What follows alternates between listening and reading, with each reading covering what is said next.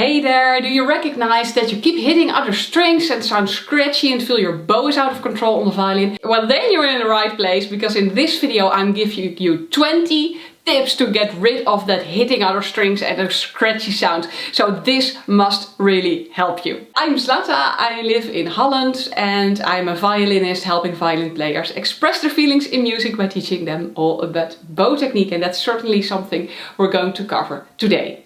Well, the biggest problem of hitting other strings is that you don't really know what the position of your arm should be per string.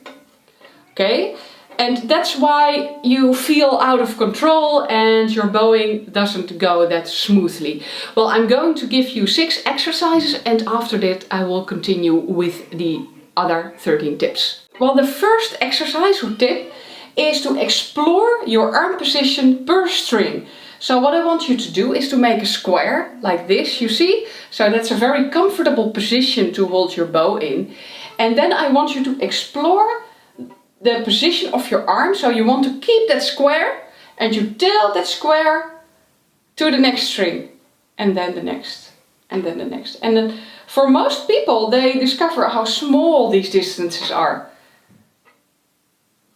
So you don't do this, and you also don't do this or something. This is what you see beginners do a lot. They move way too much.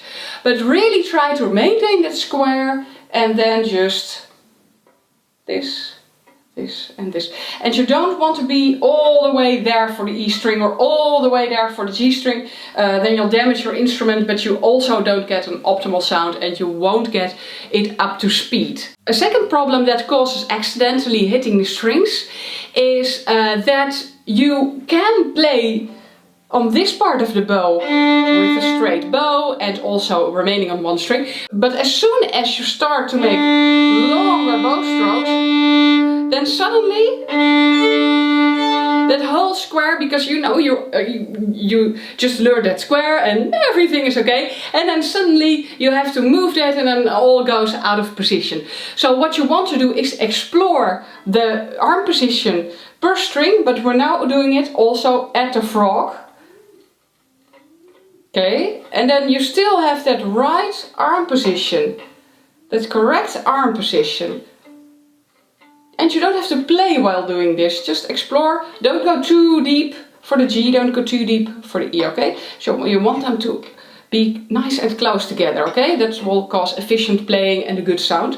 Do the same thing at extreme tip, okay? So stretch your arm a little bit, stretch your fingers, and then do the same thing. This is a larger movement, okay? So you see that those string crossings, if you are at the tip, the movement is much larger than if you are at the middle, or even at the frog, the movement is very small. And that makes violin playing so difficult that you don't only have to adjust to the string, but also to where on the bow you are. And certainly when you're playing and all sorts of things are going on, that can be very difficult. So this exercise is helpful for that. To explore, okay, how does it feel where? And you can also explore spots in between, like you are on a quarter of the bow or something. And right here, you see? Now we've learned this arm position at several places of the bow. Now I want you to explore every pair of strings, because we mostly move from one string to the string that is next to it, certainly in the beginning. So what I want you to do is to practice this for every combination of strings. G, D, and then you stop, you consciously switch, and D, D, okay? And first you might take shorter bow strokes, that's easier. But as you find it more easier, you can do it with the whole bow, okay? And then consciously switch, take your time. And then you also do DDAA or DDGT, because you want to be able to switch back and forth. That all feels different, of course. So, and you first do it with a pause between every string crossing, but after that you can do it fluently. But I want you to do it consciously. I want you to really take it step by step. So you're bowing, and then you're crossing strings, and then your bowing again, okay? Because sometimes people sound scratchy or the playing sounds sloppy because they are doing bowing and string crossings at the same time or not in a coordinated way. And what I want you to train is to really make that string crossing right when you move from up bow to down bow.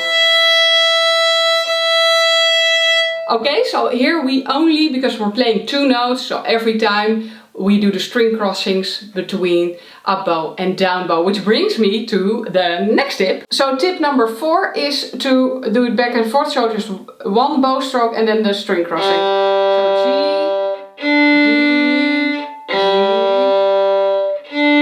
And then it's very important to also do the other way around, because then you have the down bows on the D and the up bows on the C. And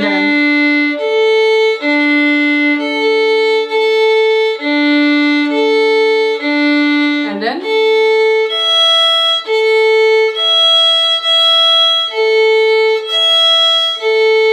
but practice this very carefully. Give yourself enough time to really do it right, because you really want to clean this all up, and I'd rather have you practice it very slowly with little stops and all cleaned up. That's far more useful than speeding it up, because then you'll run into the same problem that you already had and before you watch this video. And tip number 5 is to practice this with slurs, so that you can also do this string crossing within 1 bow stroke. I'll show you what I mean.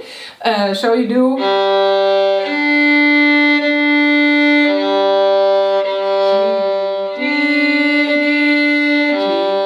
and then we still have twice the D to twice the G. But what you can also do is, this is really helpful, very helpful for your string crossings. Okay, you can even do whatever you like. Be creative with those slurs, but at least do these 2 different slurs. So D, A, D, A. So you just have the string crossing within the bow stroke, and then you can also add the string crossings at the bow change, okay?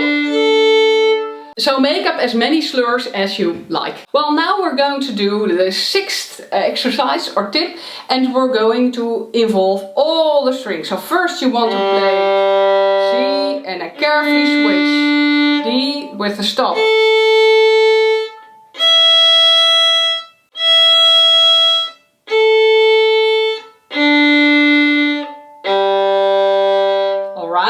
And now we can add them together in 1 bow stroke, but the second step is to do them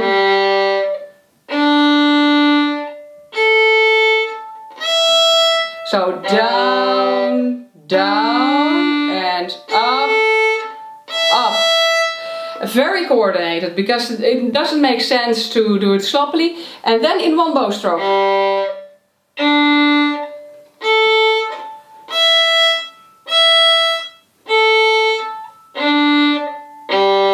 And don't be tempted to do and try, yeah, you can do it fast already, because that's not really helpful for your string crossings, okay? And so all these exercises, I want you to do them even and rhythmically, okay? So you're not kind of random doing things, because I really want you to be in control when and how you do it, okay? So those are some very basic exercises for string crossings that will really clean them up and already improve your sound a lot. Now tip number 7 is to take a look at your violin posture, and I've got a whole video on violin posture from all sides and everything, and all nuances, so you can watch that if you want to improve right there. But it's important, you see, the bow and the violin work together. So if I have a different violin hold every time, you see, if I want the bow to go straight, so not like this or like this, causing scratchy sounds and sloppy playing, then I have to play like this. And if I then the next day or a minute after play like this, then it's different. And if I play like this, then it's different again. So be very consistent in your posture, and then you might think, I don't want a rigid posture, I want to express myself. Well, if you look at violinists doing that, then what you can do is move along with the play, but you move this whole working together of your violin and bow, that you know, they stick together, so to say. They're one instrument. You can move whatever you want. You can jump up and down. You can do like Lindsey Stirling, lifting up your legs, and I don't know what. Yeah, I'm not wearing shoes. But just keep that straight position of your bow on the string, okay? So you might want to stand in front of the mirror and do it the right way and the wrong way. So just see if this applies to you, if you're doing that. If your bow is indeed in this good angle on the string, and then see, okay, how do I move actually when I play? How can I get that freedom of movement, but at the same time, get a good sound, of course. And then tip number 8 kind of ties into this, because some people, because in violin playing what's difficult is that you're doing something entirely different with your left and your right hand, and it's all very complex, so that doesn't really make it easy. But what some people do if they bow, certainly if they start to play faster, they start to bow in this way, okay? So if you bow, move your bow and not your violin. And I know this might sound stupid, but just check it for yourself. You will definitely not be the first one with this problem, and it also can be small, okay? So you also might be, you know, if everything is a little bit wobbly, it's impossible to stick to the right contact point, which we'll talk about later in this video, and you know, to have everything right. It's really difficult if you do that. And then tip number 9, and that is the posture of your arm. And violinists do this in different ways, okay? So some violin teachers will tell you to put your wrist up. That's perfectly fine. And other violin teachers will slap you on the wrist and say that everything has to be straight. What I want you to do is to discover what works best for you, okay? So don't do anything extreme, I don't know, like this or whatever, but that won't work anyway, so you know, you'll filter that out soon enough. But you must have that freedom of movement, and I have that freedom of movement. Many other violins, if I have my elbow a little bit lower, so you know, I taught you all about the square and stuff, but for me it works to put that wrist a little bit up and that elbow a little bit down, so a little bit like that. Maybe it's also more elegant. But I don't know if you play better like this, or like this, or like this, or like this, or like this. It also depends on what you're playing. Because if you are playing very loud with weight, then you might kind of keep it a little bit straight, really draw the tone. And yeah, certainly if you're playing something very light, then you want to lift up that wrist a little bit more. But feel it. Apply it in some pieces and feel where you have the most freedom of movement, because that differs per person a lot. Then tip number 10, bow straight. You probably already heard to bow straight, but what I see a lot in my studio is that even very advanced violinists who are looking to all kind of advanced bowing and tone production things, that sometimes the solution lies in bowing straight. So just go to the mirror with your violin and do some bow strokes all the way from the extreme fork to the extreme tip, and see if the bow really is all the time. And you can move around a little bit in front of the mirror, but I don't want you to have this. Some people go in front of the mirror and they say, oh yeah, here's how it goes straight. And then they take their normal position and suddenly they don't know what to do with their arm. So really take a good look.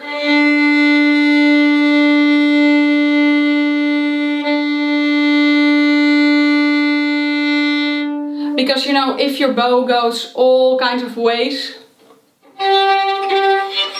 you get all kinds of scratchy sounds, and you know, hitting other strings will also happen because your bow is just going everywhere. Now tip number 11 is to check if you are staying at the same contact point, and this helps for not hitting other strings, as well as creating a good sound without scratches. And there are several contact points on the violin. So at the bridge it sounds, you know, quite harsh. In the middle, that's kind of the standard neutral way. By the way, don't mind my violin hold right now because I want to show you. And it's very soft and kind of muffled and mellow if you are near the fingerboard or above the fingerboard, okay? So explore these different sounds, but what I want you to do is, yes, you can play on all contact points, and then people are like, yeah, but I'm allowed to play there. But you must consciously choose, depending on the dynamics and the sound you want to create, if you play near the fingerboard or near the bridge. This shouldn't be a coincidence and that your bow is just going everywhere, okay? So what I want you to do is, at least for the middle contact points, so right between the end of the fingerboard and the bridge, I want you to see, just as in the exercise before this, in front of the mirror, check if you are staying there and that you're not doing that. And certainly you can round it a little bit at the tip, that's okay, but you know, just check if you are consistent in that.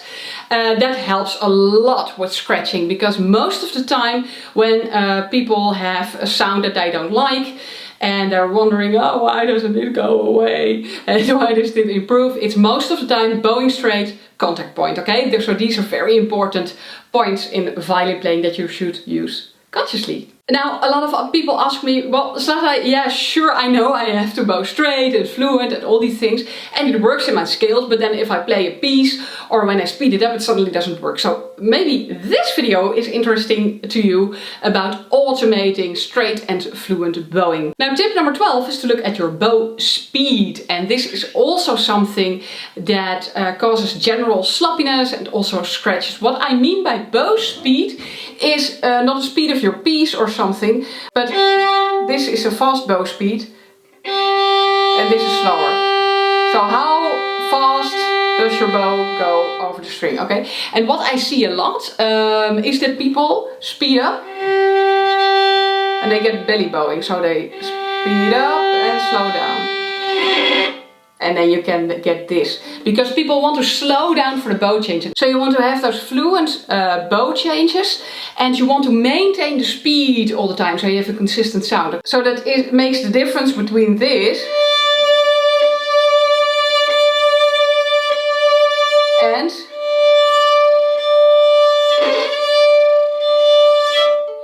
so bow speed is something that a lot of teachers don't talk about in the beginning stages, but it can actually help you to get rid of that scratchy beginner sound, so might be a good tip. Now, tip number 13 is that you look at the weight that you are putting into the bow.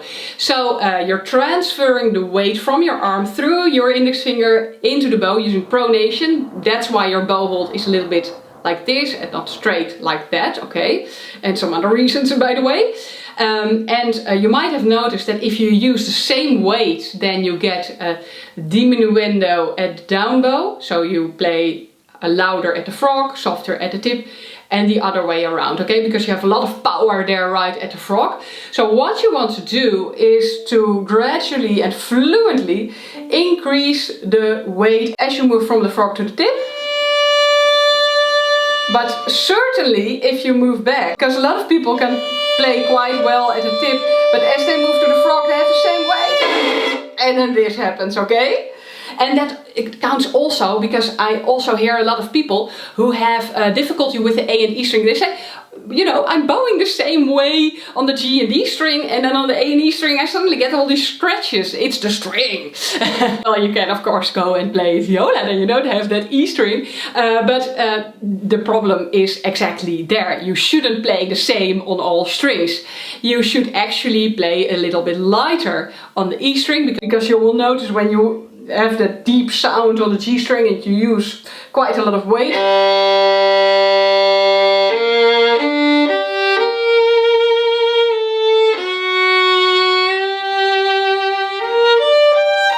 if I use then the same weight there, then it suddenly sounds very ugly. So if you move from the G to the E, then you want to decrease the weight. So that means that you might lift your arm a little bit, and also that you change your bow hold a little bit, that you're not putting in so much weight. But don't change too many things, okay? Just play lighter at the higher strings and heavier on the lower strings. You can imagine, for example, if you would play on a double bass, you might want to try that one day, that you have to really play in a very heavy way. And violin playing is light in general, but certainly on the A and E string.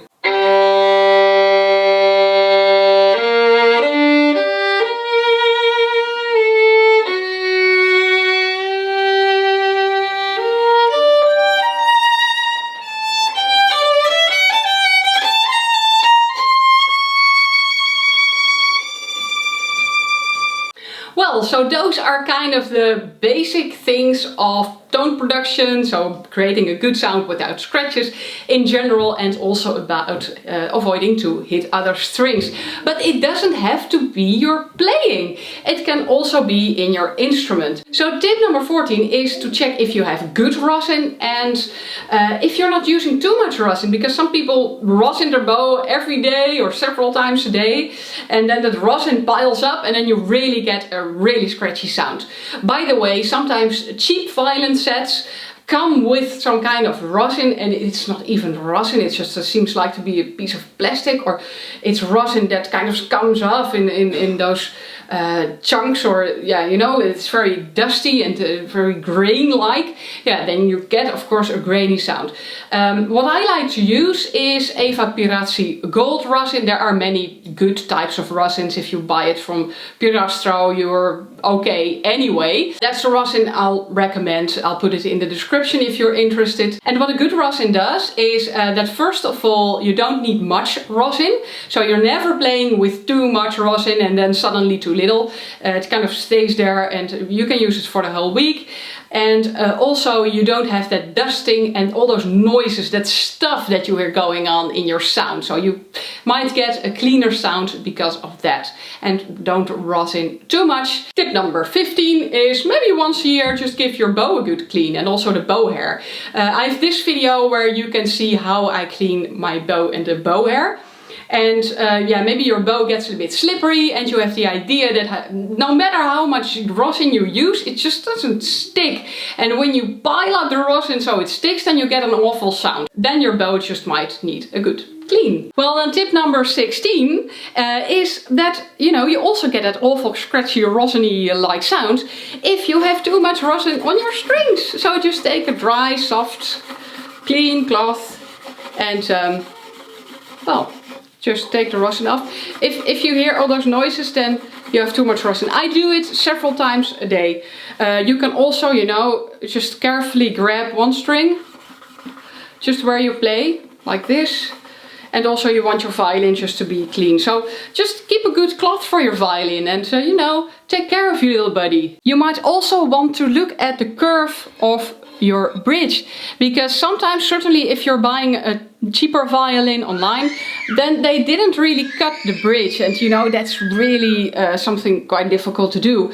But yeah, it must be around, because if it's flat, then you know, you can play on 4 strings at the same time and hitting the other strings never stop. And by the way, if your bridge looks different from mine, that's okay, because you know, a violin maker fits it to the instrument. So a bridge is something that really needs to be cut to your instrument, and you know, if you experience this problem and you see that your bridge is very flat, or sometimes what happens if you're playing for a while, you bought a good violin, but then maybe, for example, the A string starts cutting through the bridge a little bit, that's why it's lower, and then it's suddenly really difficult to play on just that A string, okay?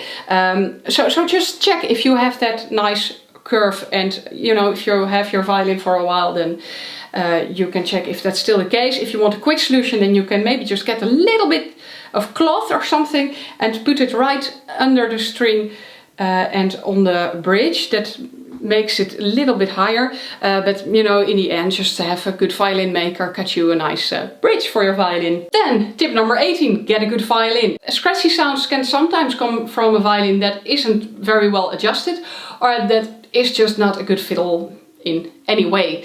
And you know, people kind of blame their instrument sometimes a little bit too quickly, so I'm a bit careful with this tip. That's why I'm giving it all in the end. Just play on several different instruments and see if you suddenly notice an improvement, and then it might be time to either go and have your violin adjusted in a different way. Maybe the sound post on the inside, you know, that little stick needs to be moved, or something else needs to happen, or you know, it's just time for an upgrade. By the way, if you want my recommendations on beginner violins, I've reviewed a couple of them and you can see demonstrations and what I think, then I'll link to those right here. Tip number 19 is to get a good bow. Sometimes people have quite a decent violin and the bow is like horrible and it's just impossible to play with a good tone and to not hit other strings, because some bows are so weak and so wobbly that it's, you know, almost impossible to play with it. And a good bow doesn't really have to be very expensive. So if you want to know all about bows and what I recommend in which price class and how it all sounds and feels, then download my bow guide right here, so you can learn all about violin bows. But maybe a simple way to explore that is to just try out several different bows and see what difference you notice in sound and the ease of playing. Now, tip number 20, and I've saved the best tip for last, is the secret behind everything that I learned on the violin. So come close, I'm going to share the secret and I'm going to say it very softly. So turn up your volume a little bit. Are you ready to hear it? Really? Practice! I know, it's so lame, but you know, sometimes people research so much on YouTube, and I certainly see adult beginners make this mistake, and it's okay. You are certainly not the only one, and it's good that you're doing your research. It's good that you're gathering information from all kinds of sources. But there is a point where you learn something and where you implement something.